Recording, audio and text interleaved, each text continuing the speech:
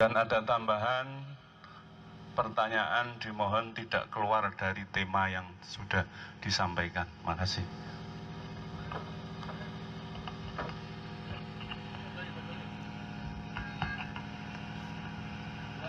Minta maaf. Sudah. Pulang Maju. Saya maju situ. Bengung. Kulo Johari Kiai. Saking Semarang. Ngapunten menawi pertanyaan kulo receh banget Kiai. Tadi menarik penjelasan Kiai mengenai sakta fatalistiknya apabila diwasolkan. Misalnya ya. Iya. Saya bertanya, kalau diwakafkan sekalian bagaimana? Barangkali ada fatalistik berikutnya begitu Kiai. Yang kedua, saya menyimpulkan bahwa Rosem Usmani itu mengakomodir semua qiraat gitu. Apakah ada qiraat lain? Apakah ada satu qiraat yang memerlukan Rosem yang lain, Ki? Karena pernah saya lihat Quran Rosem Warosh istilahnya kalau nggak salah yang memang tulisannya berbeda. Bagaimana posisinya terhadap Rosem Usmani? Makasih.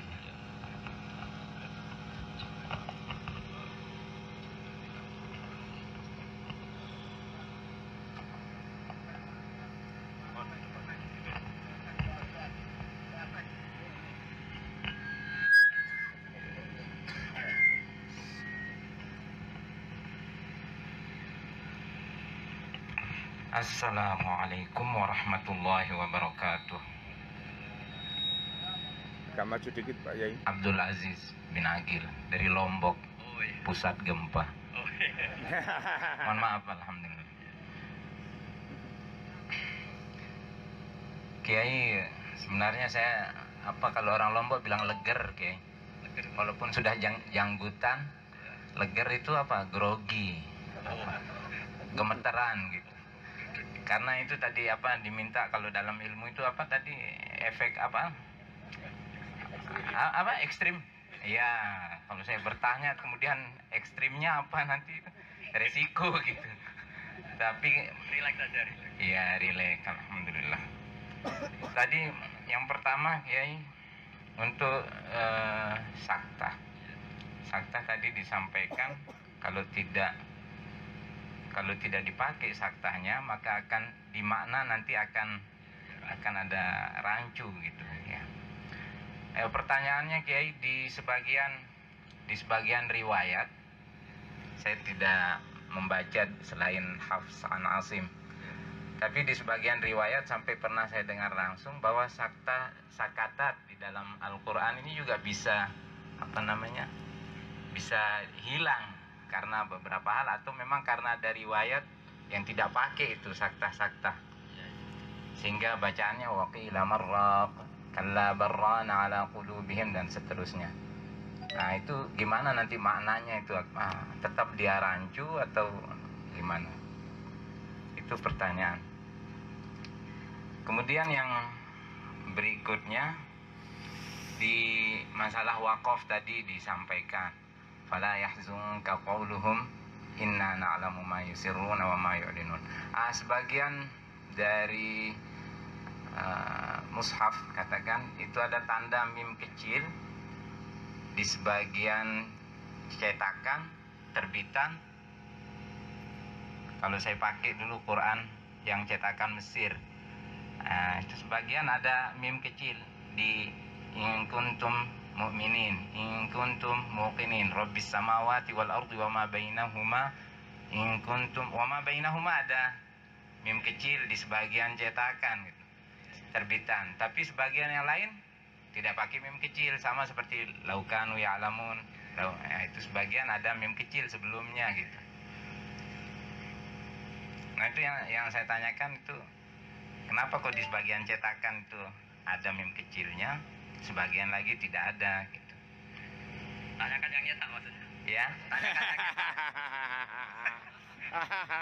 tanyakan pakarnya. Harusnya tanyakan yang nyetak.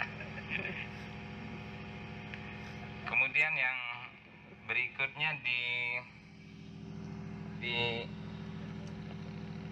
kitab yang apa bahasa saya tadi kelewatan, mohon maaf, kelewatan beberapa kata karena Kiai pakai bahasa Jawa. Saya pelangak pelongok lihat sana apa ini ya. Jadi sebagian tadi dicetakkan ya di buku atau kitab Kiai tadi disebutkan Bismillah sebagai contoh.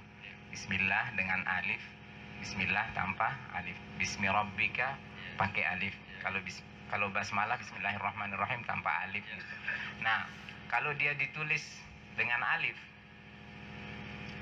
kan tidak ada perubahan makna.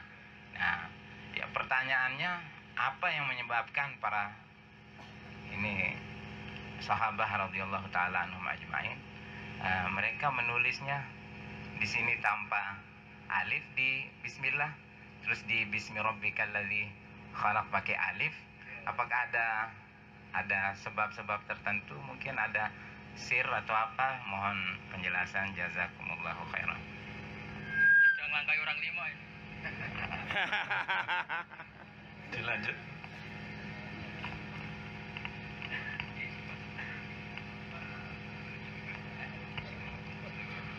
Assalamualaikum warahmatullahi wabarakatuh. Kaulo saking cabang Banjarnegara Gus. Kulo dereng ngantos rambung maos Al-Muqni ini. Tapi kulo nyun pirsa. Oh ya. Oh ya. Adakah asar dari perbedaan tulisan itu, baik Rasem Usmani atau Rasem Imla'i al-Istilahi, asar terkait dengan Fistimbatil Ahkam al-Fiqhiyah? Makatan. Assalamualaikum warahmatullahi wabarakatuh.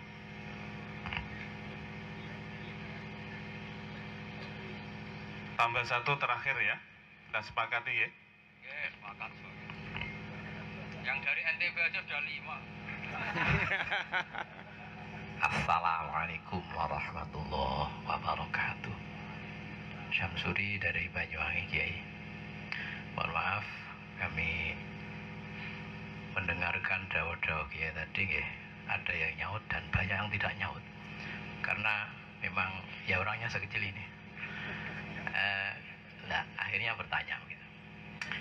Ini kadang kita tadarus bersama beberapa teman, dan mushaf yang dipakai dari beberapa percetakan, sehingga di sana ada mushaf di suatu kalimat ada tanda wakaf, di punya yang satunya tidak ada tanda wakaf. Yang perlu saya minta ilmunya atau pertanyaannya, bagaimana kalau kita ditanya ini ikut yang mana, yang benar yang mana, begitu? Ada yang tanya? Ada. Sehingga saya ya ikuti aja Quran yang dipakai. Ya inilah kebodohan saya, maka saya tanya, mohon maaf, mohon penjelasannya biar saya pulang itu puas begitu. Demikian, wassalamualaikum warahmatullahi wabarakatuh.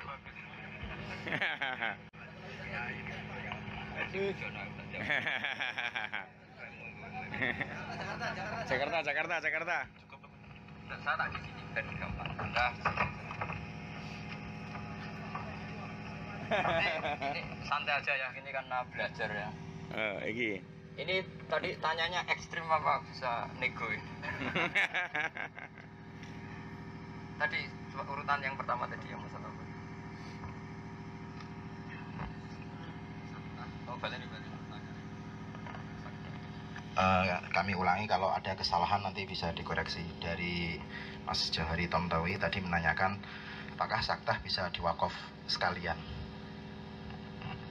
Jadi begini ya, andai kan kita tidak konsisten ngikuti Qiraat atau Asim min riwayati Hafs atau riwayati Hafs, kan kita tahu Asim itu punya murid dua, yang satu Hafs, yang satu Syu'bah. Syu'bah itu agak-agak balelo ke Kisai, masyhur itu. Jadi saya sedikit cerita ya tentang Qiraat. Singkat cerita, Syu'bah dan Hafs ini pernah ketemu, gejlok-gejlokan gitu. Kamu kok bacanya gitu padahal guru kita satu gitu. Lah, akhirnya orang dua ini sepakat tanya, ya imamana asiman lima tukri'u syu'bah bi qiraati kadza wa tukri'u asiman bi qiraati kadza. Kamu membacakan Asim, membacakan Hafiz beda dengan yang kamu bacakan ke Syu'bah, juga sebaliknya. Imam Asim menjawab, Aqra'tuka ala ma aqra'ani Utsmanu wa Aliyun. Ini terus wa aqra'tuka ala ma aqra'ani Zirin bin Hubais an Abdullah bin Mas'ud. Tapi sebetulnya sanadnya Asim ke sahabat itu lewat orang, satu orang namanya Abdurrahman As-Sulami. Abdurrahman As-Sulami itu punya guru, di antaranya Zirin bin Hubais, itu terus ke Abdullah bin Mas'ud. Ada yang dia langsung ke Sayyidina Utsman, Ali, dan Zaid bin Sabit. Nah itu yang jadi qiraatnya Hafiz. Ya sudah itu dulu, ini penting, itu secara riwayat. Kemudian menyangkut sakatat, saktah kalau dijamakkan sakatat, itu di kitab Itqan, di kitab Ibnul Jazari. Semangatnya itu adalah taktek. Taktek itu yang penting kalimat yang rawan salah paham diputus. Nah diputus itu kalau Anda bernafas, ngambil nafas, orang nyebut itu waqaf. Kalau nggak ngambil nafas, itu orang menyebut saktah. Tapi secara makna itu sama. Sehingga sebetulnya andai kan kita tidak mutaqayyid, tidak terikat bimadhabin muayyanin, itu nggak masalah sama sekali. Entah itu kita milih wakaf atau sakta. Yang penting kalimat itu tidak menjadi satu satuan sing rawan salah makna atau salah. Nah, kemudian kalau ada ulama yang mengatakan, udah ada gitu-gituan, nggak sakta, nggak saktaan, nggak wakaf-wakafan, semuanya nggak wajib. Itu ulama agak frustasi gitu sebetulnya. Artinya gini, andekan sampean kenal ulama jenis itu tuh kira-kira ya kayak saya dibanding Pak Aang gitu. Jadi tidak kelasnya sebetulnya. Jadi jangan kira kalau semua ulama itu keren. Ya tidak semuanya. Misalnya masa Fathul Mu'in kok bantai Imam Syafi'i, kan tidak sopan, kan tidak kelasnya. Ya kira-kira kalau Fathul Mu'in ya musuhnya ya yang ngarang Fathul Jawad itu. Kalau Nawawi ya musuhnya Rafi'i kan gitu. Imam Syafi'i musuhnya Imam Malik, kan butuh level lah. Khilaf itu kan ya butuh level. Kenapa saya bilang demikian? Karena dalam kaidah wakaf dan wasol itu luar biasa menolong makna. Jadi sampai tidak bisa misalnya ikuti ulama yang mengatakan walaysa fil Qur'ani min waqfin wajib wala haramin ghairu ma lahu sabab. Sebetulnya ulama tetap mengatakan ghairu ma lahu sabab. Artinya sekali ada sebab maka potensi wakaf itu bisa haram, bisa wajib. Coba misalnya bayangkan kalau Anda jadi malaikat hamalatul arsy. Kemudian ada orang baca wa kadzalika haqqat kalimatu rabbika 'alal ladzina kafaru annahum ashabun naril ladzina yahmiluna al-arsy. Waktu malaikat jadarani ashabun nar kira-kira. Karena kalau dibaca langsung alladzina itu jadi badal dari ashabun nar. Jadi saya itu termasuk orang yang betul-betul enggak suka sama orang yang bilang wakaf dan wasal itu tidak ada yang wajib. Itu kalau masih hidup tak labrak, tak tuntut. Karena memang nggak mungkin. Mau tidak mau nggak mungkin kan kita misalnya ngaji. Apa itu sami Allah qala alladziina qalu terus wakaf. Wakaf bariku ujuk-ujuk innallaha faqir. Itu yang dengar di pojok sana. Ada informasi baru toh. Dari Quran kalau innallaha faqir. Itu kan kacau. Mana diwasal? Jadi menurut saya, jadi pendapat-pendapat Nyon Sewu meskipun itu dari ulama, biasanya ulama kan punya tradisi pengarang kitab. Pendapat A disebutkan pertama, pendapat B kedua, terus baru waqala ba'duhum tidak ada wakaf fasal yang wajib. Nah ini sudah ya kira-kira nggak lolos verifikasi KPU lah kira-kira gitu. Jadi sudah tidak kompetitor gitu. Terus kedua begini, saya punya kitab namanya Al-Jauharul Mausun fi Qiraati Qalun. Itu karangannya Habib Hasan bin Hadi Assegaf. Menurut saya itu karangan terbaik dalam bab wakaf selain tentu karangan-karangan Ibnu Jazari. Itu beliau saking kagumnya sama wakaf sampai bilang gini, dia punya riwayat sampai Ibnu Abbas, siapa yang hafal 6 wakaf maka dakhalal jannah. Itu cukup 6 wakaf. Itu dijamin dakhalal jannah. Padahal saya hafal sudah ngelangkai 20. Jadi sudah susuk lah, sudah lebih. Ya sudah bisa dinego nanti, bisa dinego. Dan beliau nyontohkan itu unik. Ini coba didengerin. umumnya kiai atau mubalek kalau cerita itu kan Zulaikha itu cantik. Ya kita sepakat ya Zulaikha itu cantik setengah baya, menggoda lah gitu kira-kira. Cantik setengah baya menggoda. Yusuf itu ganteng perjaka, serumah. Hari pertama mungkin iman, kedua iman, hari ketiga Imron. bukan Imron ya kata Singkat cerita itu Zulaikha itu ngebet sekali ingin merasakan Yusuf karena Yusuf itu ganteng. Konon Zulaikha itu cantik setengah baya, suaminya itu impoten konon katanya. Nggak pernah ngecek tapi orang-orang ngomong begitu. Ya mubalik biasanya tukang ngomong gitu. Nggak tahu Israiliyat apa enggak. Tapi kalau itu jadi rezekinya mubalik ya monggo lah. Itu kan sudah jadi rezekinya apa? Mubalik ya semonggo lah. Saya ikhlas. Yang benar tidak seperti itu. Terus mereka bilang gini, Yusuf kan nama manusia, ya tetap gereng gitu. Sampai Yusuf yang Nabi itu diartikan gereng. Gereng itu ya agak Imron gitu. Kata tadi kayak Imron katanya. Ya tadi kata apa ini kata. Ini provokator tadi. Nah kata Habib Hasan bin Abdul Hadi Assegaf, sebetulnya Nabi itu maksum dan Yusuf nggak pernah seperti itu. Jadi kalau dibaca secara benar bin, walaqad hammat bi. Coba secara nahwu. Yang ditaukiti dengan la itu juga ditaukit. La pendek ya, bukan dengan tanpa alif ya. La fi khusrin itu. La kan ditaukit. Qad juga ditaukit jelas. Walaqad hammat bi. Zulaikha bener-bener ngebet. Sudah setengah baya, cantik, gak pernah dikumpuli suaminya, ketemu cang ganteng serumah. Itu ngebet banget. Titik waqaf. Terus wahamma biha laula arro'a burhana rabbi. Yusuf pun mau begitu, tapi tanpa taukid, tanpa qad, tanpa lam. Yusuf pun mau begitu laula arro'a burhana rabbi. Yusuf pun mau begitu kalau saja tidak melihat burhana rabbi. Dalam tafsir diterangkan burhana rabbi itu ya kira-kira Yusuf sudah mau agak gereng, bapaknya datang karena bapaknya Nabi, Yakub datang ditewabuk. Ditewabuk kira-kira bocah anak Nabi ngono. Kira-kira gitu ya. Cara ning Jawa Gus kurang ajar gitu. Gus kok demenan itu kan kayak gitu. Gus apa itu kira-kira gitu. Ketua Partai Islam kok korupsi apa itu kira-kira. Artinya gini. Laula itu dalam bahasa nahwu kan limtina isein liwujudi sein. Jadi kalau dikatakan laula zaitun la akramtuka, kalau saja tidak ada Zaid di sisi kamu pasti saya menghormati kamu. Artinya apa? Berhubung ada Zaid di situ, saya tidak jadi menghormati kamu. Jelas ya? Jadi misalnya ada sentimen kamu dengan Zaid. Terus Zaid di situ, terus ada orang bilang laula zaitun la akramtuka. Andai kan tidak ada Zaid, maka saya memuliakan kamu. Sekarang kalau ada Zaid di situ, jadi memuliakan kamu enggak? Enggak. Berarti mereka Yusuf itu hama andai kan tidak ro'a burhana rabbi. Faktanya Yusuf ro'a burhana rabbi. Jadi hama enggak? Enggak. Sehingga sebetulnya enggak perlu ditakwil seperti di kitab-kitab tentang Nabi Yusuf. Kalau wakafnya benar, maka Yusuf ini sudah enggak tersangka.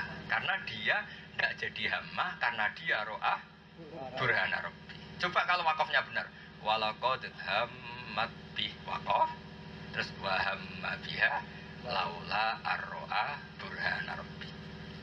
Nah bukti bahwa teori ini benar tulisannya apa ayat? Kadzalika linasrifa anhu su'a wal fahsya. Begitulah kata Allah, saya menyelamatkan Yusuf dari keburukan dan potensi perzinahan. Nah tapi kalau kamu tidak wakaf maka gerengnya Zulaikha sama dengan gerengnya Yusuf, sehingga terjemahnya Zulaikha ya gereng dan Yusuf juga gereng. Nah ini kan menyamakan Nabi dengan Zulaikha.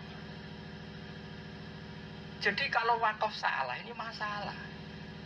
Jika kalau ada ulama bilang wakaf asal ora penting, pokoknya ngerti waca, yaitu ulama amatir. Maksudnya tidak kelasnya sama ulama-ulama yang tahu faedahnya wakaf dan apa masuk itu, maksud saya seperti itu. Jadi ini bukan bully, bukan apa, biasa saja, ini memang ilmu ya. Jadi terus kedua tadi yang harus wakaf annahum ashabun.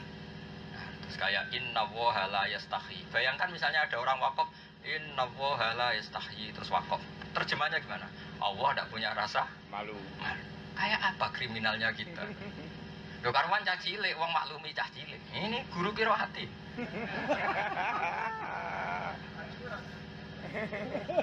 Wes lulus tasel. Lulus tasel.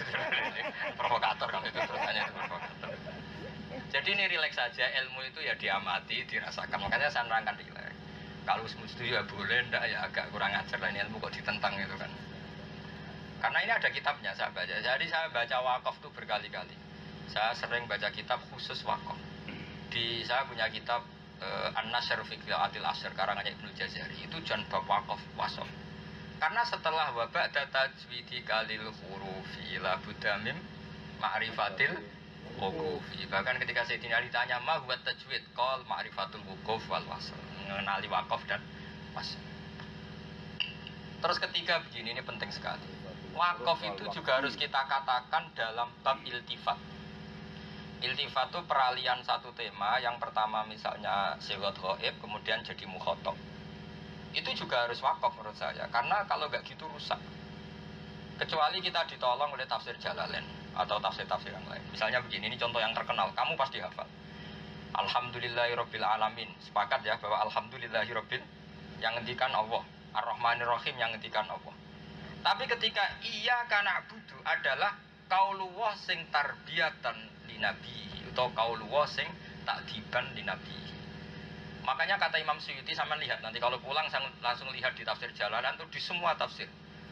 Wa yuqaddaru qablahu qulu.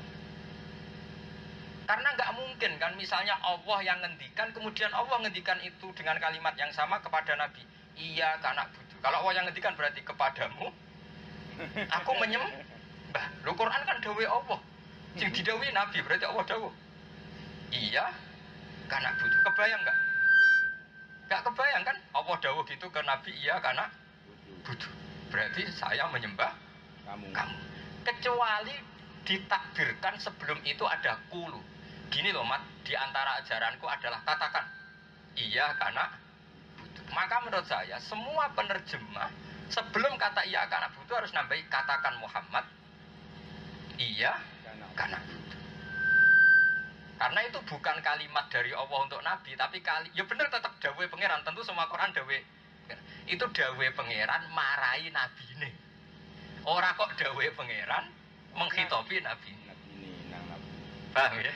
Jelas ya? Sehingga di tafsir-tafsir bilang iya karena butuh sebelumnya dikasih kalimat apa? Kulu. Ini penting sekali. Jadi, nah, kenapa ditafsirkan kulu? Karena di banyak ayat juga lafadz kulu diucapkan. Kul huwallahu ahad. Kul ya ayyuhal kafirun. Kulu amanna. Karena apa? Quran itu ya kalamullah, tapi juga tarbiyatullah, takdibullah, tasyri'ullah. Itu ibarat saya ngomong ke anak saya, Cung, iku ya, engko nak apa? Cung, kamu nanti kalau ketemu ibu bilang begini. Ya sudah, itu ya satu kalimat yang perlu diceritakan anak saya. Tapi bukan dari saya, biar kalimat itu keluar dari anak saya. Misalnya saya bilang, Cung, anakku kalau ketemu ibu bilang, Ibu, saya hormat sama kamu karena kamu ibu saya. Terus anak saya bilang gini, Bu, kata bapak, kamu itu ibunya. Loh, yang keliru. Istri saya ya ada ibu saya. Paham ya? Paham, kira-kira seperti itu. Jadi ya karena butuh Allah itu kira-kira bilang, Muhammad kalau sholat bilang ya karena butuh ya. Berarti posisi dari Nabi ke Allah. Meskipun kalimat ini ya kalamullah karena ajaran Allah. Paham ya? Itu yang bisa menolong apa? Ya wakaf ya, apa? Wakaf. Jadi dengan wakaf itu orang bisa jeda. Jadi setelah nyifati Allah yang bisifatin saniyah, bisifatin rofiat, bisifatin kamilat, terus kita kangen sama Allah. Terus iya karena butuh. Ihdinas siratal yang mustaqim ya seperti itu. Ayo ihdinas siratal mustaqim. Masa Allah bilang ke kamu ihdinas siratal mustaqim. Masa Allah minta hidayat kepada kamu? Kan tidak mungkin. Tapi tentu itu juga dawai Allah sebagai piwulangan cara Jawa, sebagai pelajaran. Ya kira-kira seperti itu. Saya bilang ke anak saya, Jong bilang ke ibu kamu, ibu saya hormat kamu, cinta kamu karena kamu ibu saya. Kan nggak bisa terus anak saya menganggap itu satu hikayah. Bu, saya cinta kamu, kata bapak, kamu ibunya. Kacau nggak kalau diganti gitu? Kacau nggak? Oh, kacau sekali. Terus berikutnya, ya kalau Quran waros itu riwayatnya sudah mutoribah. Kalau rosemnya itu yang tidak mutoribah ada sanad musalsal ya rosem usmani itu. Sehingga dalam kaidah kiroah masyhuroh atau kiroah yang makbulah adalah kiroah sing wafakot ahadal masohib al usmaniyah. Jadi memang diantara syarat kiroah tidak sadah adalah apa? Mencocoki salah satu al masohib al usmaniyah. Kita tahu Utsman punya mushaf itu sekitar 6. Ya, 6 itu Madinah 2, ya, Madinah yang mushaful imam dipegang Utsman sendiri, dan mushaful madani al-am berarti 2 ya, Mekah 1 ya. Berarti berapa sudah? 3, Kufah 1, 4, Syam 1, 5. Nah, gila itu ada mengatakan mushaful Bahrain, tapi kayaknya tidak benar itu karena nggak ada bukti, jadi ada korek penerus. Biasanya kalau ada mushaf kan ada korek penerus. Kita tahu di Mekah ada Ibnu Katsir, paham ya? Di Kufah ada 3 malah. Berapa? 3. Yang Kufah berapa? 3 kan? Asim, Hamzah, Kisai. Di Syam kita tahu ada Abu Amrin dan Ibnu Amir. Ya, sementara yang lain-lain nggak ada. Itu bukti kalau mushaf ya kira-kira 5 itu. Nah, perbedaan yang nggak bisa disatukan adalah misalnya kiroah wawasso dengan wa'auso. Kan jelas ada pertambahan huruf. Kiroah tajri tahtahal anhar yang di juz 10 ya, kita yang tanpa min itu. Di kiroah yang lain tetap min tahtihal anhar. Tapi itu nggak banyak lah contoh-contoh seperti itu. Jadi saya pikir ya tetap kaidahnya itu tetap pakai rosem apa? Usmani. Rosem Usmani seperti yang di kitab saya Hifdzuna lihadal mushaf itu. Makanya saya tidak bilang lihadal Quran, karena kalau sudah rosem itu kaitannya baik mushaf bukan dengan Quran. Karena ini tulisan tuh bukan bacaan. Ya, bacaan. Terus.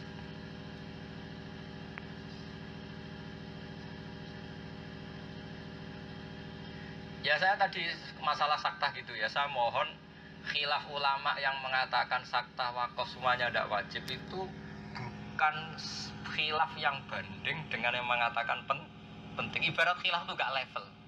Kira-kira presiden musa RT gitu. Jadi memang khilaf itu udah apa? Udah level. Kan ada kaidahnya khilaf. Walaysa kullu khilafin ja'a mu'tabaro illa khilafal ladzi khadzum minan nadhari. Tidak semua perbedaan ulama bisa dianggap toleransi kecuali perbedaan sing level. Misalnya gini, dalam nikah syarat sahnya pakai apa? Wali dan 2 saksi. Meskipun Mu'in cerita, ada kaulnya Dawud Al-Zahiri nikah tanpa wali. Ada enggak yang mengesahkan pendapat Dawud Al-Zahiri? Ada enggak? Enggak ada, karena khilaf ini dianggap tidak level. Tidak apa? Tidak level. Makanya wadal khilaf matrukun di siddati itu. Ini khilaf ditinggalkan saja karena benar-benar apa? Benar-benar apa? Doif. Enggak level. Jadi menurut saya kita tahu secara dialek keseharian saja wakaf itu penting sekali. Misalnya saya bilang gini, Cong nak tuku sate ya, Cong kalau kamu beli sate jangan di Semarang, Jeddah. Terus saya bilang di Sragen, saya ulang lagi, Cong kalau beli sate jangan di Semarang, Jeddah, di Demak. Mesti maknanya itu jangan di Semarang tapi di Demak. Tapi kalau langsung, Cong jangan beli sate di Semarang, di Demak, di Sragen, semuanya dilarang nggak? Dilarang. Tapi kalau ada Jeddah, itu sempat orang berpikir ini kalau jangan beli sate di Semarang, Jeddah, di Demak. Maksudnya apa? Tapi di Demak saja. Di Demak saja. Jadi secara rasa itu tidak mungkin lah, kita tidak menggunakan sarana saktah dan wakaf itu tidak mungkin untuk jadi walam yaj'allahu iwajan. Nah, iwajan itu gimana sih? Sudahlah, jadi kita ikut saja sama ulama-ulama yang mutabar, dan itu kebetulan kita pun ikuti ulama hafiz yang memang pakai sakta. Kalau imam kita saja mengharuskan sakta, pasti karena ada makna hikmah keharusan sakta. Kenapa kita membayangkan tanpa sakta? Ini kan murid Balil, Bapak. Ya, sepakat ya? Sepakat. Ya, anut waliul amri tadi. Kalau yang mem-mem kecil itu yang jawab yang nyetak, itu udah saya itu. Tapi kalau contohnya yang tadi laukanu ya'lamun in kuntum mu'minin memang sama-sama wakaf jaiz. Jadi potensinya itu memang potensi apa ya? Yang nggak penting lah, intinya nggak penting lah, nggak prinsip-prinsip amat. Cuma dugaan saya yang nulis meme ini tadi penanya dari NTV apa dia?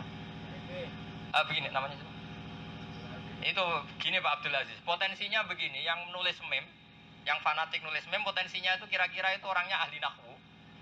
Apa? Ahli nahwu kan begini misalnya. Wa 'ala Allahi fatawakkalu misalnya in kuntum mukminin misalnya. Kan potensinya begini. Itu kan ada syarat, ada jawab. Berhubung in kuntum mukminin itu punya jawab yang dibuang, maka harus diberi wakaf supaya wa 'ala Allahi fatawakkalu, kepada Allah kamu harus tawakal. Titik sudah. Nah, in kuntum mukminin, kalau kamu betul-betul mukmin ya memang seharusnya harus takwa kepada Allah. Nah, berhubung in kuntum itu tidak punya jawab di depan, maka dipotong dengan apa? Wakaf. Dengan wakaf. Kira-kira begitu cara berpikir. Nah, ada yang berpikir dibalik. Berhubung in kuntum mukminin itu meskipun punya jawab, tapi jawab yang disarikan dari wa 'ala Allahi fatawakkalu. Berhubung jawabnya adalah disarikan dari wa 'ala Allahi fatawakkalu, ini menjadi satu satuan kalimat, maka nggak perlu dikasih tanda wakaf. Paham Mas Abdul Aziz? Nah, kira-kira gitu logika apa? Yang setuju wakaf sama yang enggak gitu. Jadi cara berpikir seperti itu. Tapi itu tentu enggak jenis wakaf wajib maupun wakaf apa? Haram. Tapi yang wakaf haram wajib ya seperti tadi. Laqad sami Allahu qala alladziina qalu wakaf. Tahu-tahu di speaker banter. Inna Allaha fakir. Jadi menurut saya kok ada ulama bilang wakaf dan wasol itu semuanya jaiz. Itu wah bahaya betul, menurut saya itu gak kebayang lah, tetap harus ada yang wajib, harus ada yang haram. Kalau kita toleransi ya karena anak-anak gitu. Karena apa? Kalau anak-anak kan sudah aman kan, tahu-tahu ada suara anak kecil inna wa fakir, orang kan geju semua. Tapi kalimat masjid guru qiraati kan, siapa itu yang ngelantik mesti kan gitu. Ada sing ngelantik barang iki. Oh, sing ngelantik kena juga ini mesti kena. Terus berikutnya Bismillah itu semua ulama sepakat ya kalau Bismillah itu gak ditulis alif di kasrotil istimal karena banyaknya digunakan. Kemudian yang Bismi Rabbika itu karena jarang tetap pakai alif, jadi ismun gitu. Tapi begini Pak Aziz, ada yang mengatakan Bismillah itu atas nama keluhuran Allah, memang dari mati sama yasmu semuan gitu. Sama yasmu semuan, kemudian ada taknya yang dibuang, jadi bismillah dengan keagungan Allah, sehingga ada ulama yang menduga memang tidak dari kata ismun tapi dari kata simah. Itu yang bisa saya jelaskan. Makanya apa? Jadi tentu yang mengatakan dari ismun alifnya dibuang di kasrotil apa?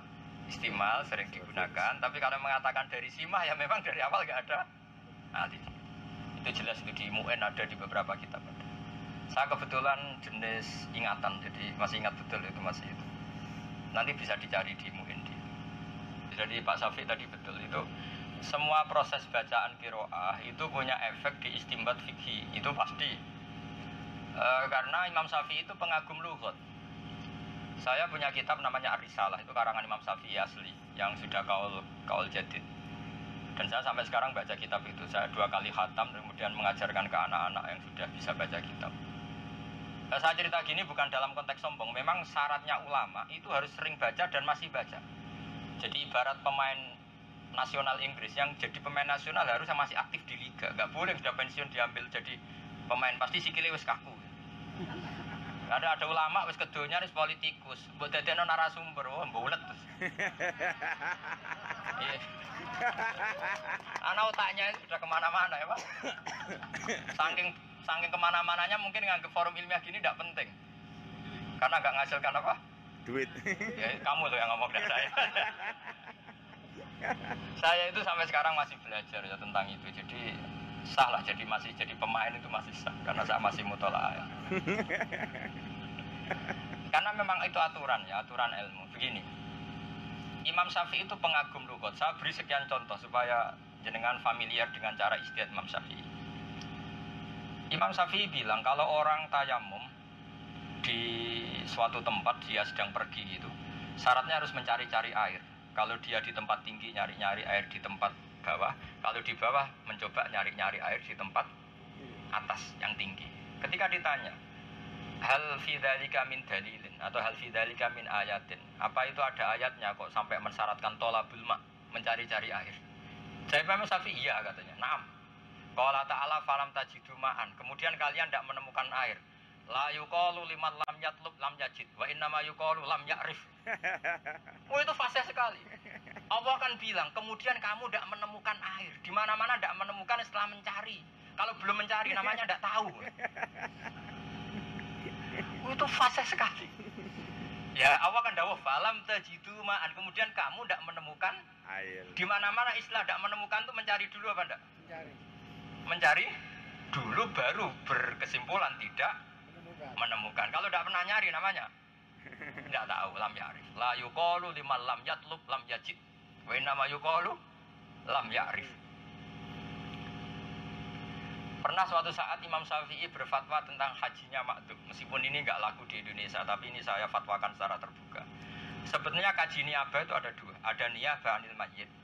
Itu umum di Indonesia ya, disebut kaji apa? Amanah ya. Sebetulnya ada lagi niyabah anil ma'dum. Dan itu mujma' alaih di karangan ulama. Ada orang tua sudah stroke, sudah sepuh sekali, dia masih hidup, boleh nggak dihajikan sama anak turunnya? Boleh kan sebetulnya, nggak usah nunggu apa? Mati, namanya niyabah anil ma'dum. Itu Imam Syafi'i ditanya, apa ada dalilnya? Ya dalilnya man istata'a ilaihi sabila. Orang yang mampu haji wajib haji. Terus beliau bilang gini, wal istita'atu durbani, durbun binafsi wa durbun biwairihi. Jadi istita'ah itu ada dua, dia mampu haji melakukan sendiri atau melakukan dengan orang lain. Saya masih hafal takbirnya. Wa ma'rufun fi lisanil Arab. Sungguh sangat ma'ruf, dikenal fi lisanil Arab. Misalnya ada orang mengatakan gini, ada orang tua, misalnya gini, Mas Angin sudah tua, sudah tekenan, tapi kaya raya. Terus dia bilang gini, saya, Cong, ana astatiu an abniya daroka, saya mampu membangun rumahmu. Itu apa orang tua tadi ngangkati botol sendiri, ngangkati semen sendiri? Apa karena nyuruh orang? Nyuruh orang. Dia dianggap mampu apa tidak mampu? Mampu. Dan Imam Syafi'i mengatakan, makdub yang kaya raya, dia tidak bisa haji dengan dirinya, tapi bisa nyuruh orang niyabah. Itu menurut Imam Syafi'i juga kategori mustati. Itu satu, secara lughat dia, secara lughat katakan mustati. Dua, beliau berdasar riwayat hadis, ada imro'atun min khus'am, datangi Rasulullah dan beliau perempuan tadi bilang, ya Rasulullah, inna faridatullah apa adrokat abi syekhon kabiron la yastati'u ayyasbuta ala rakhilah afa ahujju anhu. Ya Rasulullah, ketika ada wajib haji, perintah itu, bapak saya sudah tua sekali, kalau naik kendaraan susah sekali, apa perlu saya hajikan? Ini masih hidup loh. Terus kata Nabi, aro'aiti laukana ala abiki dainun faqadaitihi. Ya, ana fa'ahu dzalik. Andai kan bapak kamu punya hutang, kemudian kamu yang bayar, apa cukup itu? Ya tentu cukup ya Rasulullah. Wa kadzalika al-hajju. Terus fatinu wa ahaqqu bil qada. Begitu juga utang Allah haji. Kalau ada yang melakukan juga cukup. Tapi Imam Syafi'i apa? Beliau istilah pakai lughat, mustati, orang yang mampu. Orang yang kuat kekar bangun rumah dikatakan mustati. Orang yang lumpuh tapi membiayai juga dikatakan mustati. Sehingga ada niyabah itu bisa anil mayyit, bisa anil ma'dum. Cari di muhadzab, di hampir di semua kitab lah. Itu mesti ada takbir wal istita'atu durbani, durbun binafsi wa durbun bighairi. Yang bighairi contohnya dua, niyabah anil mayyit dan niyabah anil ma'dum. Kemudian kalau efek qiraah, nah ini kembali ke Imam Syafi'i tadi. Naha Rasulullah an bai'il mulamasah. Ya, naha Rasulullah an bai'il mulamasah. Mulamasah itu dulu kalau pakaian kadung kamu pegang harus kamu beli. Wal lamsu al jassu bil yad. Yang namanya lamsu itu memegang dengan tangan. Sehingga Imam Syafi'i mengatakan termasuk yang membatalkan wudu adalah aula mastumun nisa, sekedar megang, nyentuh. Tapi Ibnu Abbas berpendapat lamisa itu maknanya massa. Allah itu tabu mengatakan hubungan intim sehingga dibahasakan menyentuh. Tapi yang dimaksud Allah itu jima. Jadi kalau sekedar nyentuh tidak batal. Nah biasanya itu di Indonesia misalnya ada sebagian ormas yang kalau nyentuh istrinya bilang tidak batal. Itu juga ada bidah amat, itu ya ada ulamanya. Paham ya? Kalau orang itu agak nakalan gini, kalau di Indonesia ikhtiyat, kalau pegang perempuan wudu, tapi khusus bab kaji diskon. Karena nggak mungkin tawaf kok nggak nyentuh perempuan. Jadi pas haji intikal apa? Intikal imam ya kan, masyhur kan? Ayo kalau sampean tawaf, siapa yang berani nggak nyentuh perempuan? Nggak mungkin kan? Misalnya sudah khusyuk aja tahu-tahu digandeng perempuan. Ya karena tahu-tahu. Jadi ada orang Medan kira saya itu suaminya, tahu-tahu digandeng gitu. Aduh repot. Ya untungnya ada pati cantik jadi aman. Itu semua guru-guru kita kalau fatwa bab haji ayo kesentuh perempuan udah bilang batal enggak? Ayo jawab saja. Enggak kan? Itu madzhab Syafi'i apa enggak? Enggak. Nah itu gara-gara takbirnya aula mastumun nisa itu. Nah, ada yang baca aula mastumun nisa. Nah, ini kan tentu secara kaidah sorof. Kalau lama sayulami sumula masatan pasti dari dua belah pihak karena ini mustarokah. Tapi kalau lamisa lamasa artinya satu pihak. Sehingga ada yang berpikir gini, Allah itu hanya ngomentari kalau kalian memegang perempuan. Jadi misalnya begini, saya bilang gini ke Mas Ahang, kamu haram mencium perempuan. Kira-kira yang haram yang mencium apa yang dicium? Kira-kira? Yang mencium. Yang mencium karena dia subjek. Kalau yang dicium nggak dosa, kecuali merasakan tapi tidak tahu lah. Nggak, misalnya gini. Jangan contohnya nyium ya. Kamu nggak boleh nabuhi orang, memukuli orang. Yang haram yang memukuli apa yang dipukuli? Memukul. Yang memukul, subjek kan? Objek itu kan korban, kena haram nggak? Nggak. Sehingga berpikirnya gini, aula mastumun nisa. Yang batal ya lamisnya, pemegangnya, subjek. Bukan objek. Makanya sebagian kiai, kalau kamu tawaf tetap madzhab Syafi'i, yang penting kamu posisi objek, tidak subjek. Ya, karena Allah hanya menghukumi aula mastumun nisa, artinya menghukumi tentang kamu. Ayatnya kan tentang kamu kan? Lihat toh, falam tajidu ma'an au jaa ahadum minal ghaiti fa aula mastumun. Semuanya kan tentang kamu. Itu bakas nisa apa bakas kamu? Kamu kan sebagai subjek. Ya kan? Berhubung nisa ini objek, maka ada mengatakan bintiko diwudu ilamis dunal malmus. Yang batal yang subjeknya, bukan yang tersentuh. Yang tersentuh. Jadi tetap itu punya akibat. Jadi begitu juga menyangkut mandi junub atau mandi dari haid. Misalnya yas'alunaka 'anil mahid terus wasallu qul huwa adzan fa'tazilun nisaa fil wala taqrabuhunna hatta yadhhurun. Ada qiraah yang baca hatta yatahhar. Jadi ora yadhhurna tapi yatahhar.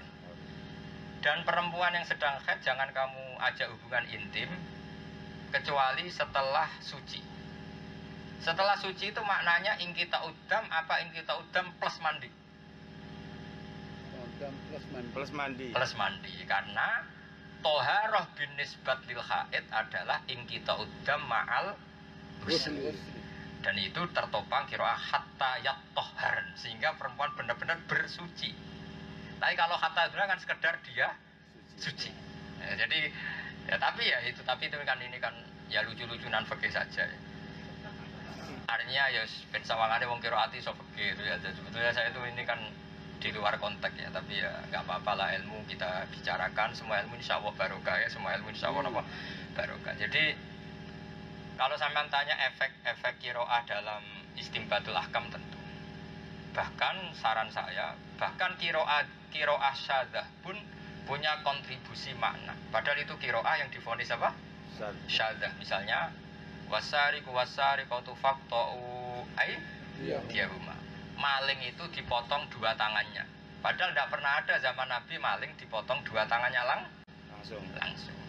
Yang dipotong adalah kanannya dulu, itu aja minalku dari pergel tangan. Kenapa itu bisa? Karena ada qiraah syadzah faqta'u aymanahuma. Maka potonglah yang sisi kanan. Meskipun aymanahuma divonis qiraah syadzah, tapi menopang makna. Makanya di kitab-kitab usulul ilm, usulul tafsir dijelaskan qiraah syadzah itu la yuqra fiha, tidak boleh dipakai, tapi boleh dipakai penopang makna. Bagaimanapun itu riwayat. Ya saya kira demikian, mohon maaf terus ini mungkin tidak mungkin khatam, tapi kalau mau dipelajari monggo. Karena saya itu hanya membantu menjadwal. Kemudian takbir orisinilnya di kitab apa Al-Muqni. Al-Muqni itu dikarang oleh Abu Amrin Ad-Dani, gurunya Sulaiman bin Najah. Jadi saya pikir kitab itu luar biasa. Setidaknya kita familiar lah bahwa memang dari awal antara standar Rasul Utsmani dengan Al-Qawaid Al-Muhdasah, di situ saya bahasakan apa? Al-Qawaid Al-Muhdasah, satu kaidah yang diperbarui. Kenapa kita ikut Rasul Utsmani? Karena Qawaid Muhdasah itu ya bikinan orang Spanyol kan. Ibnu Malik itu orang Spanyol, orang Andalusia. Jadi mau tidak mau dia itu harus tahu pola bahasa Arab, kemudian dia bikin random pola. Andai kan dia orang Arab mungkin tidak pola seperti itu. Saya beri contoh gini, jangan tidak usah tersinggung yang ngaji-ngaji nahwu. Andai kan ada kalimat gini, Doroba Zaidun Amron. Coba diterjemah apa? Zaid memukul Amar. Terus kita erok. Zaidun fa'ilun. Wa Amron maf'ulun. Terus tanyakan sama Abu Bakar atau Sayyidina Umar. Kira-kira jam, ya wis suwe le cung nak Zaidun ku fa'il, Amron ku maf'ul bih. Ya wis Doroba Zaidun Amron kan Zaid memukul Amar. Tentu Zaid namanya pelaku pemukulan, Amron objek. Nah, itu lenahu disebut Zaidun itu fa'il, Amron. Tapi orang Arab ya tidak perlu ngomong gitu. Makanya Abu Bakar tidak pernah ngerok Doroba Zaidun Amron. Paham? Nah, intinya gini. Intinya gini, kalau ada tulisan Quran kok beda dengan tulisan nahwu, yang menangkan Quran, nahwu dengan Quran itu dulu. Quran, nahwu itu dikarang oleh non-Arab, menganalisis pola-pola kalam Allah. Arab, paham? Di antaranya tentu Quran. Makanya kalau orang Arab zaman Nabi itu nyuwun sewu, kalau doakan mayit perempuan pun sering hu. Oh maghfir lahu wa'afihi wa'fu anhu. Jangan kira orang Arab tidak tahu nahwu. Wah ini kiai tidak pati alim. Perempuan kok hahu. Ada orang yang tidak pati alim karena talqinnya itu hu dan ha. Oh maghfir lahu ha. Oh wa'afihi ha. Dia korban baca majmu' itu, majmu' doa. Kan Allah marhamhu dalam kurung. Ya garis miring ya? Garis miring. Akhirnya baca Allah marhamhu wa'afihi ha.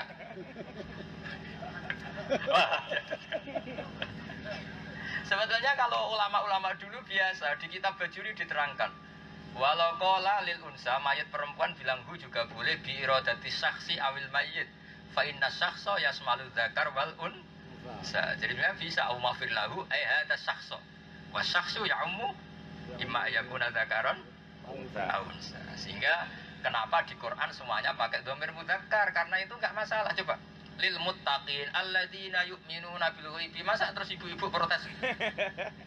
Allah lil muttaqin terus. Oh nanti repot. Alladzina amanu ganti-ganti. Allah amanna billah wa ya'malna sholihat. Nanti repot. Walahum adzabun alim. Loh, lelaki lo yang kena adzabun alim. Enggak ada ayat walahunna adzabun. Nanti kamu protes. Ini Quran hanya untuk lelaki, semua dhamir kan laki-laki. Coba sabbihi isma rabbikal a'la. Lu kita tidak disuruh tasbih. Kalau kita disuruh sabbihi isma rabb. Ya kalau untuk perempuan sabbih apa sabbihi? Sabbihi. Jadi itu ya kalau nahwu ya biar dia ngomong sabbih lil mufrad al mudzakkar, sabbihi lil muannas al mudzakkar sauni-unimu, tapi orang Arab itu paham itu. Jadi maknane sabbih sabbih ya man ukhatib. Sabbih maca tasbih he wong sing tak khitobi. Imanakah? Jadi ini dong ya, jelas ya. Jadi nah Quran itu di atas nahwu, sehingga kalau ada dhamir mudzakkar itu ya lil ghalaba umumnya seperti itu, dan nanti cara mentahmilkan adalah sakhs atau ya sakhs atau man itu kan imam mudzakkar wa imam apa? Tapi kalau nahwu ya biar bikin kaidah gitu. Kalau lelaki ya sabbih, kalau perempuan sabbihi. Tapi nyatanya mbak itu kalau setahu saya assalamualaikum warahmatullahi wabarakatuh. Karena kalau sesuai nahwu ya keselen. Ketemu perempuan satu assalamualaikum ya roh. Barang ketemu perempuan banyak assalamualaikum. Nah, lama-lama orang enggak hafal salam karena mikir ini gitu.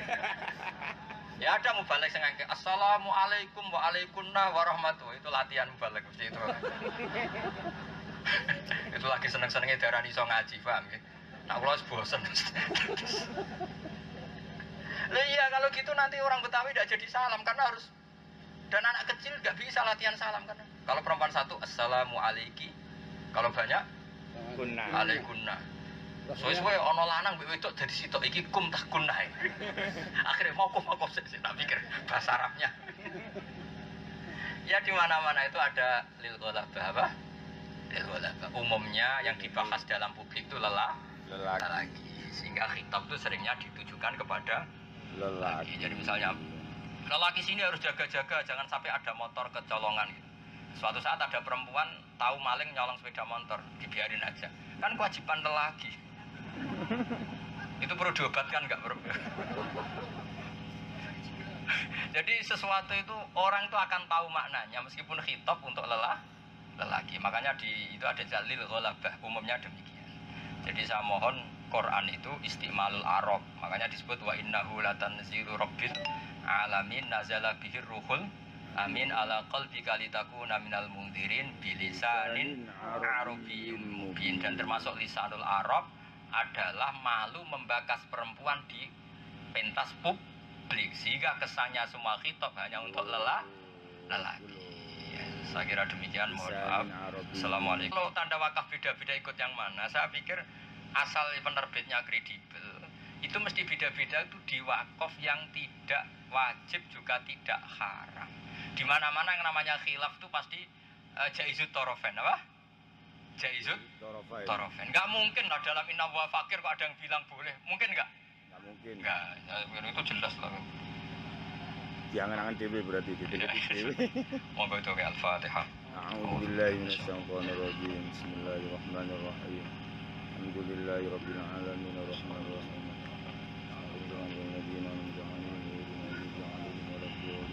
Bismillahirrahmanirrahim. Rahmatuka ya ghafur ya syakur wa shalli wa sallim ala sayyidina Muhammad sallallahu alaihi wasallam. Amin. Allahumma ij'alna mutaakhina fika mutahaqqina fika mutabadilina fika mutanasihina fika. Amin. Hatta nakuna fi dhalika hadiya wa syahidina laka ya Allah qasidina qawamina bil qist min khadamatil Qur'an wa ulumihi ya Allah mu'minina li kalimatika ya Allah. Hatta tardu'anna lakal hamdu idza radita wa lakal hamdu ba'da ridha wa lakal hamdu hatta tardu. Allahumma ya ilahana ya Allah ya wasi'al maghfirah maghfiratuka awsa'u min dhunubina wa rahmatuka arja indana min amalina. Allahumma ya Allah maghfiratuka awsa'u min dhunubina wa rahmatuka arja indana min amalina. Allahumma ya Allah maghfiratuka awsa'u min dhunubina wa rahmatuka arja indana min amalina. Allahumma ya Allah illam akun ahlan nabiyyu wa rahmatuka fa rahmatuka ahlun anta wa jannatuka Muhammad. Allahumma rahmata habibika Muhammad wa aslih ummata habibika Muhammad wa tajawaz ummata habibika Muhammad wa aslih sya'nana kullah. Rabbana atina fid dunya hasanah wa fil akhirati hasanah wa qina adzabannar. Sallallahu alaihi wa sallam wa baraka sallam subhana rabbika rabbil izzati amma yasifun wa salamun alal mursalin walhamdulillahi rabbil alamin.